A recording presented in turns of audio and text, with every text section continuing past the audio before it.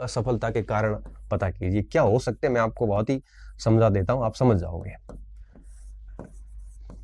तो अविश्वास करने की बजाय असफलता के कारण पता करें। ठीक है, असफलता के जहां तक मैं समझता हूं, मुझे जो जो बच्चे बताते हैं उस हिसाब से मुझे लगता है कि 5 मेन कारण मुझे नजर आते हैं स्टूडेंट के पास में। सबसे पहला ये होता है कि कोर्स पूरा नहीं हुआ। ठीक है, कई स्टूडेंट ऐसे होते हैं कि कोर्स पूरा नहीं करते। अब देखो, आपको तो पता भी नहीं चलेगा कि कोर्स पूर्ण नहीं है। देखो होगा क्या, होगा ये कि जैसे मान लो कि आप इतिहास पढ़ रहे हैं, इतिहास में कई छोटे छोटे बिंदु छोड़ देते हैं, कई वर्ल्ड हिस्ट्री में छोड़ देते हैं, कई आधुनिक में छोड़ देते हैं। ऐसे करते करते 20-30% सिलेबस कब छूटता हमें पता भी नहीं चलता है। कई बार क्या होता है, हम ये करते हैं कि लास्ट में देखेंगे, इसको बाद में देखेंगे, इसको बाद में करेंगे, इसको मुझे किया हुआ ये मेरे याद है। ऐसे करते करते होता क्या है कि 20-30% सिलेबस छूट जाता है। फिर कई बार फर्स्ट पेपर में ये छोड़ देते हैं, फर्स्ट में वो छोड़ देते हैं, साइकोलॉजी में ये छोड़ देते हैं। ऐसे करते करते 450 में से 60 नंबर का तो सिलेबस ही हम छोड़ देते हैं। पहली कोशिश ये करें कि पाठ्यक्रम कोर्स पूरा नहीं किया होगा। असफलता का एक तो कारण ये होता है। और पता करें कि कौन से टॉपिक आपने वास्तव में छोड़े हैं। अच्छा, किसी ने सिलेबस पूरा कर लिया तो कोई बात नहीं, तो उसने रिवीजन नहीं किया होगा। मैं कह रहा हूं आपको, आप कितने भी कोर्स पूरे कर लो, लेकिन अगर आप कम से कम 5 से 6 बार रिवीजन नहीं करते हैं, तब तक कोर्स पूरा किया हुआ कोई काम का नहीं है। अच्छा, आप असफल हो गए हैं तो अभी आप जो वीडियो देख रहे हैं तो आप ध्यान से आप खुद से प्रश्न करते जाना, क्या आपने सिलेबस पूरा किया? तो आपने कहा मैंने कर लिया था सर कोर्स, फिर भी मैं फेल हुआ। तब मैं आपसे दूसरा प्रश्न करूंगा, क्या आपने 5 से 6 बार आपने अपने जितने भी सिलेबस को जिस जिस सोर्स से पूरा किया था, क्या उन्हीं सोर्स को वापस आपने 5-6 बार रिवीजन किया? आप में से अधिकांश पहले प्रश्न पे ही फेल हो जाएंगे, दूसरे कहेंगे हाँ सर मैंने 5-6 बार रिवीजन भी किया था। उसके बाद मेरा तीसरा प्रश्न ये होता है अभ्यास। क्या आपने पुराने पेपर जितने भी थे उन पेपर्स को लेके क्या उनके एक एक प्रश्न की ठीक से स्टडी करी थी? क्या आपने पूरे पेपर स्टडी करके फिर रिवीजन किया था? अगर आपने अभ्यास नहीं किया है तो भी आप पेपर की भाषा में नहीं आ पाएंगे, आपको प्रश्नों का पैटर्न पता नहीं चलेगा, किस टॉपिक से कैसा प्रश्न आता आपको ये कभी कभी पता नहीं चलेगा। अब अगर ये कहोगे सर मैंने रिवीजन भी 5-6 बार किया था, अभ्यास भी भरपूर किया था और कोर्स पूर्ण भी मैंने कर लिया था, फिर भी मैं असफल हुआ, तब मुझे लगता है कि अब आप झूठ बोल रहे हैं। क्यों? क्योंकि इतना करने वाला स्टूडेंट फेल हो ही नहीं सकता, ये मैं गारंटी से कह रहा हूं। आपने कहीं ना कहीं लापरवाही करी, आपको पता है। अब देखो, आप कह सकते हो कि नहीं मैं झूठ नहीं बोल रहा हूं, मैंने ये सब किया है। इतना सब करने के बाद अगर आप असफल हुए हैं तो इसका मतलब है कि आप इन तीनों में से कहीं ना कहीं झूठ बोल रहे हैं, तय बात मान के चलिए आप। अच्छा, इनके बाद हुए हैं तो फिर मेरा चौथा आपसे कारण एक और रहेगा। अच्छा, ये करने के बाद फेल हुए तब मैं आपको ये कहूंगा कि आपने दोनों पेपर सही नहीं पढ़े। पहले पेपर में असफल हो गए, 40% स्कोर नहीं आया, तो दोनों पेपर सही नहीं किए होंगे। अब अगर दोनों पेपर को टाइम नहीं दिया है तो एक पेपर में 40% कम हो गए।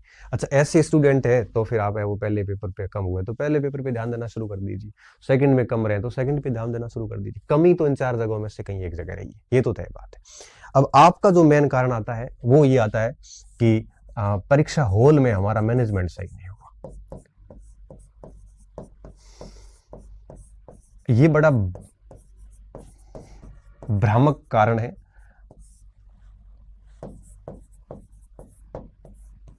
कैसे, मैं वो भी आपको समझाऊंगा। देखो, मैं बहुत ही क्लियर बोलने वाला व्यक्ति हूँ और मुझे कहते हुए भी डर भी नहीं लगता। आप क्या सोचते हैं मुझे ये भी फर्क नहीं पड़ता, आप नाराज हो जाएंगे मुझे ये भी फर्क नहीं पड़ता। सच है वो मुझे बताना पड़ेगा। देखिए, एग्जाम हॉल के अंदर एक व्यक्ति का मस्तिष्क सबसे तेज काम करता है, वहां सबसे अधिक हार्मोन एक्टिव होते हैं। एग्जाम हॉल के अंदर 2-4 प्रश्न इधर उधर हो सकते हैं, ठीक है, वो सबके ही होते हैं, पूरे राजस्थान के होते हैं। ऐसा कोई स्टूडेंट नहीं है जो एग्जाम देने के बाद ये कहे कि मेरे में एग्जाम हॉल में एक भी गलती नहीं हुई। सब करके आते हैं, किसी की 2-4 एक्स्ट्रा होती, किसी की 2-4 कम होती है। 20-30 तुक्के हम लगाते हैं, 5-7 गलत भी जाते हैं तो 10-12 सही भी होते हैं। जो सही होते हैं वो हमें दिखते नहीं, वो हम कहते हैं कि हमें आ रहा था। जो गलत होता है वो हम कहते हैं कि मेरा नसीब सही नहीं था, मेरा मैनेजमेंट सही नहीं था। भाई 30 प्रश्न आपने किए हैं, क्योंकि अगर 150 प्रश्न आएंगे मान लो, तो 150 में से किसी स्टूडेंट ने अगर 120-30 अटेंड किए, मैं आपको विश्वास के साथ कह रहा हूं कि उसमें से उसने 30 या 40 प्रश्न जो है वो संभावनाओं के आधार पे किए, 2 विकल्प में से या इस हिसाब से किए।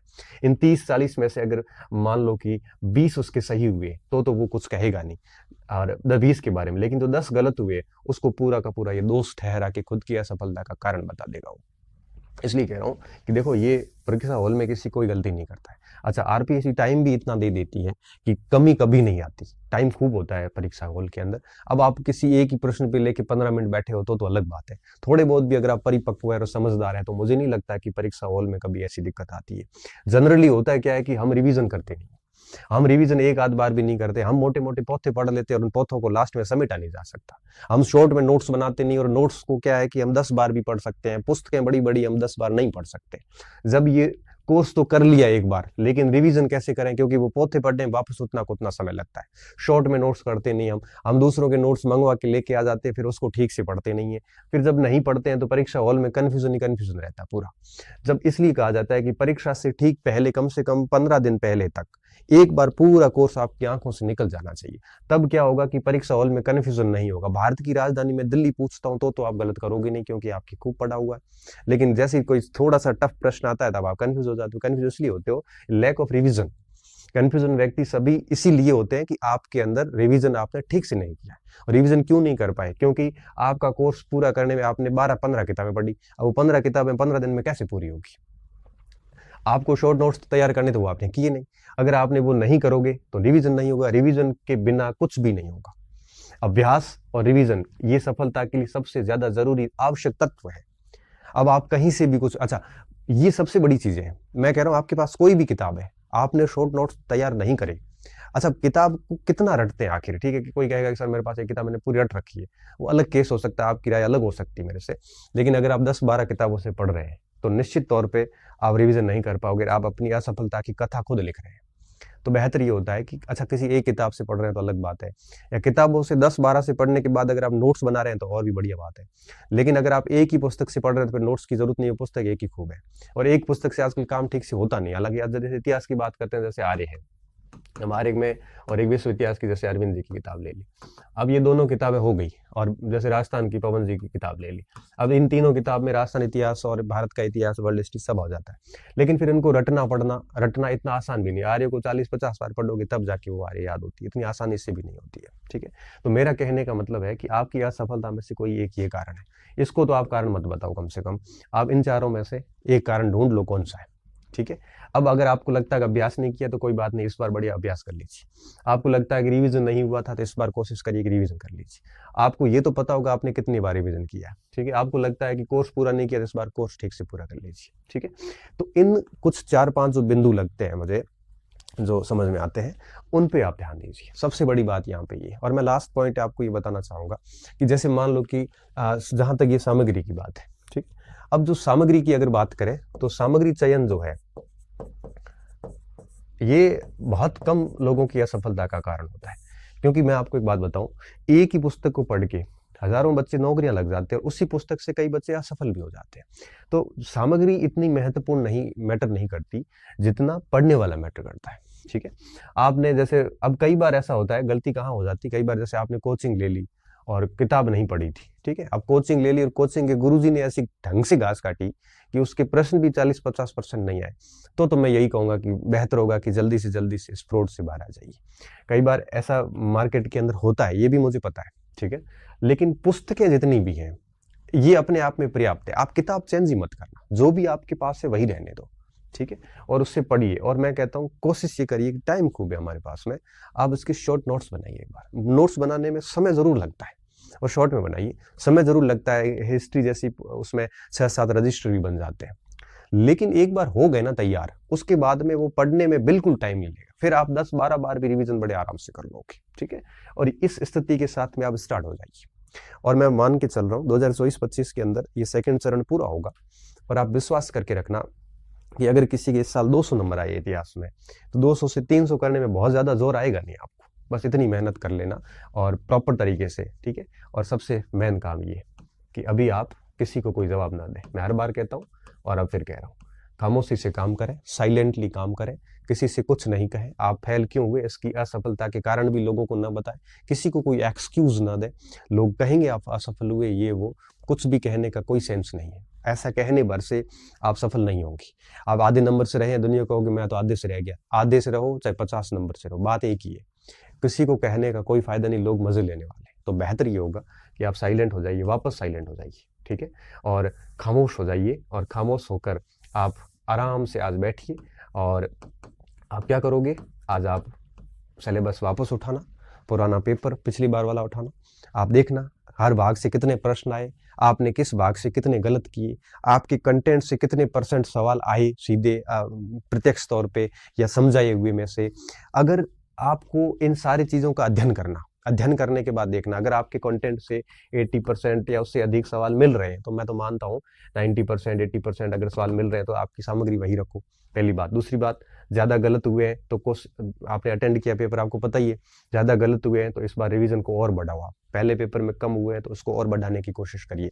तो इस तरह से सारा चीज़ें आज है वो आप एक आंकलन कर लो अपना, करने के बाद में इनमें से जो जो कमियां रहती है, इसके इतर भी कोई कमी मिलती है आपको, उनको आप मस्तिष्क में रखो और लिखने की भी जरूरत नहीं है, मस्तिष्क में रखिए और उसके ऊपर काम करना शुरू कर दीजिए।